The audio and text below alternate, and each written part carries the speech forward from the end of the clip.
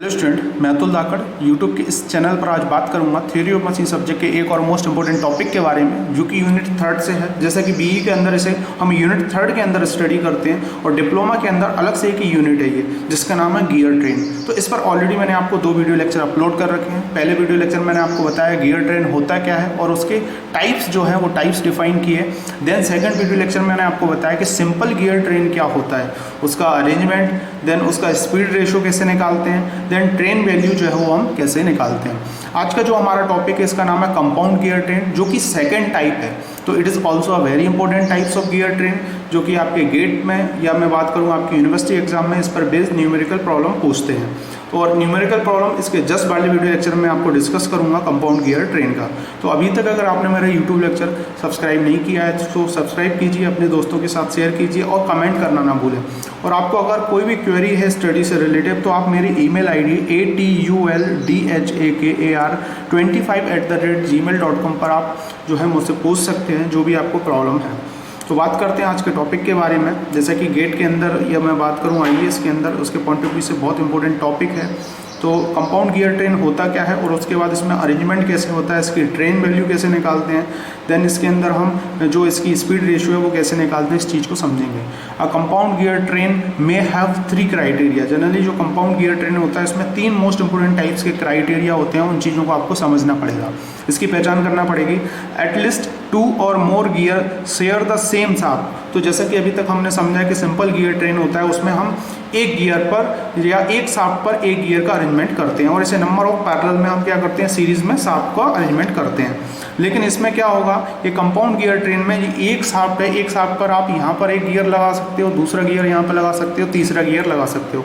तो ऐसे number of gear जो है वो आप अरेंज कर सकते हो एक ही शाफ्ट पर। तो ये वही चीज़ लिखा हुआ है, at least 2 or more gear share the same shaft. ठीक है। दूसरा most important point, the gear sharing the same shaft may be or different size diameter और वेरीज इन टीथ नंबर।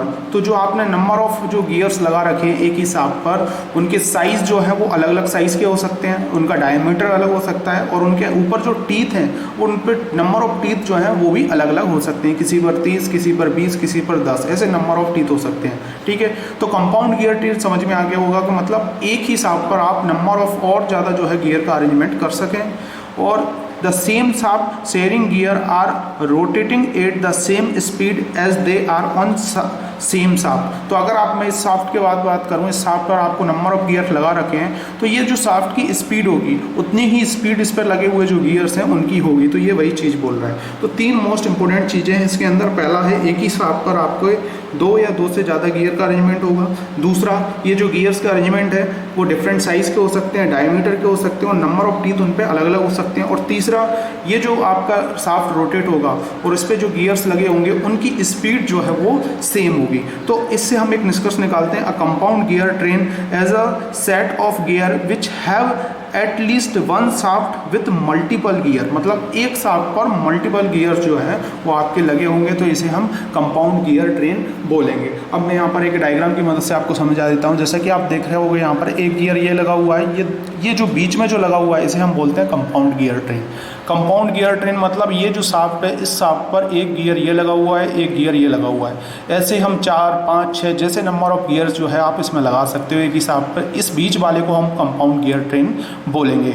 ये आपका हो जाएगा ड्राइवर और ये हो जाएगा ड्रिवन और बीच में जो है ये कंपाउंड गियर ट्रेन है। तो इसमें ही आप देख रहे होंगे इसका डायमीटर अलग है, इसका डायमीटर अलग है, इस पर टीथ ज़्यादा है, इस पर टीथ कम है, लेकिन इस पर जो स्पीड होगी वो सेम स्पीड होगी, है ना।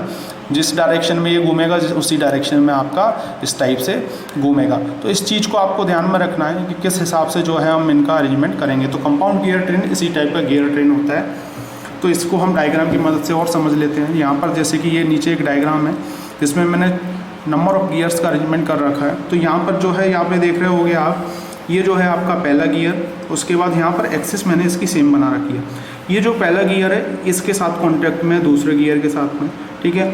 और ये दोनों एक ही शाफ्ट पर है, एक ही शाफ्ट पर आपका दूसरा एंड तीसरा है और एक ही शाफ्ट पर आपका तीसरा एंड चौथा गियर। तो ये जो है आपके ये कंपाउंड गियर ट्रेन है, ठीक है। पहला हमारा ड्राइवर होता है, दूसरा जो है ड्रिवन या फॉलोअर इसको हम बोलते हैं। तो मैंने इस नीचे शाफ्ट भी बना रखी है इस टाइप से, आप देख रहे होंगे। तो ये एक शाफ्ट पर आपके 2 गियर अरेंज है, ठीक है। ए एक शाफ्ट है, बी एक शाफ्ट है, ठीक है। और बी पर आपका दूसरा और तीसरा ये अरेंज है, मतलब एक ही शाफ्ट पर आपके ये दूसरा नंबर वाला गियर और तीसरे नंबर वाले गियर अटैच्ड है। तो ए पावर ट्रांसमिट करेगा ये दूसरे को, तो दूसरे को जैसे ही करेगा दूसरे का शाफ्ट भी घूमेगा, तो तीसरा भी फिर घूमना स्टार्ट करेगा, फिर तीसरे से ये चौथा कनेक्ट है तो ये चौथा घूमेगा, तो चौथे का शाफ्ट भी घूमेगा, फिर चौथे से क्या होगा आपका ये 5 जो है वो घूमेगा और 5 से फिर 6 घूमेगा। तो ऐसे हम पावर ट्रांसमिट करते हैं, ठीक है। अब ये जो कंपाउंड गियर ट्रेन है इनकी रिक्वायरमेंट स्पीड बढ़ाने कम करने में उसके अकॉर्डिंगली हम इनका यूज़ करते हैं, और बहुत सारे ऐसे फैक्टर हैं जहाँ पर इनका यूज़ किया जाता है। तो नीचे आप देख रहे होंगे सेम टू सेम ये शाफ्ट जो है आपकी, ये पूरी जो शाफ्ट है इसमें आपका जैसे कि ये इसकी शाफ्ट और ये इसकी शाफ्ट लगी हुई है, ठीक है, बी और सी, और बी और सी पर आपका 3 एंड ये इसका 4 अटैच्ड है और नीचे इसका ही 5 अटैच्ड है, ठीक है, एक ही शाफ्ट पर ही है। तो ये कंपाउंड गियर ट्रेन है ना, 2 एंड 3, उसके बाद 4 एंड 5 ये कंपाउंड गियर ट्रेन है, और उसके बाद ये आपका ड्रिवन हो जाएगा, ये ड्राइवर हो जाएगा।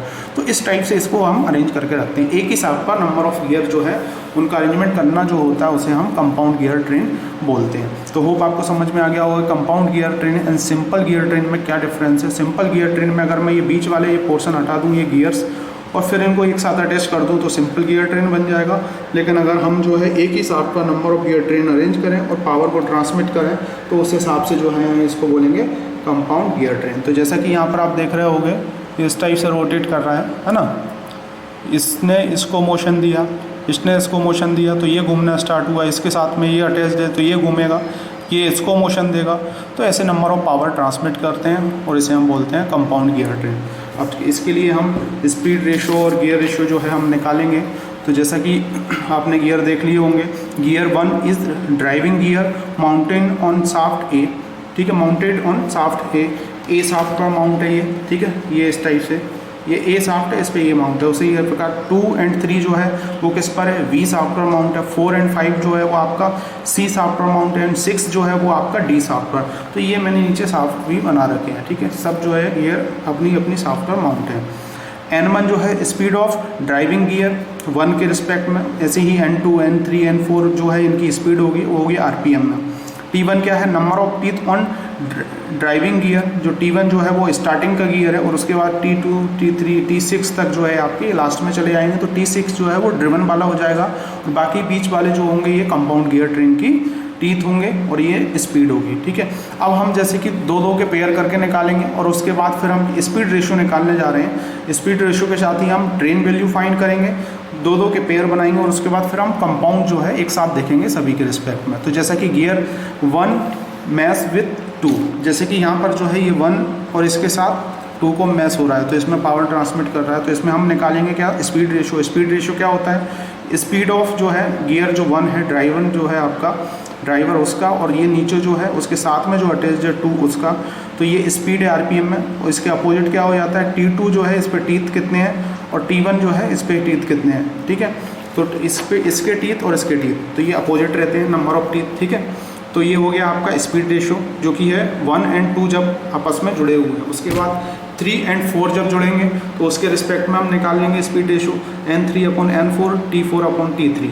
ऐसे ही हम 5 एंड 6 के रिस्पेक्ट में निकाल लेंगे N5/N6 T6/T5।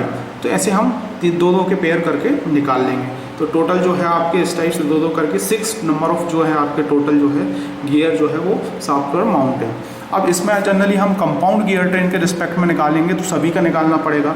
The speed ratio of compound gear train, तो N1 N2 ये लिख दिया, N1 N2 N3 N4 N3 N4।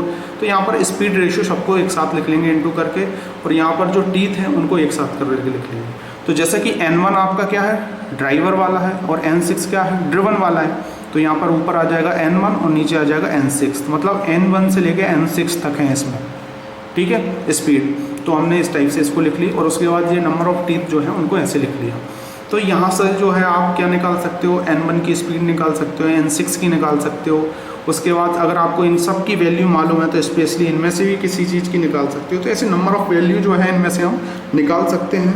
Teeth निकाल सकते हैं स्पेशल जिस गियर के ऊपर निकालना है, इनसे भी हम स्पेशल जिस भी आपको गियर के ऊपर टीथ निकालना है उसकी स्पीड निकालना है तो आप निकाल सकते हो, और बाकी वैल्यू आपको गिवन देगा।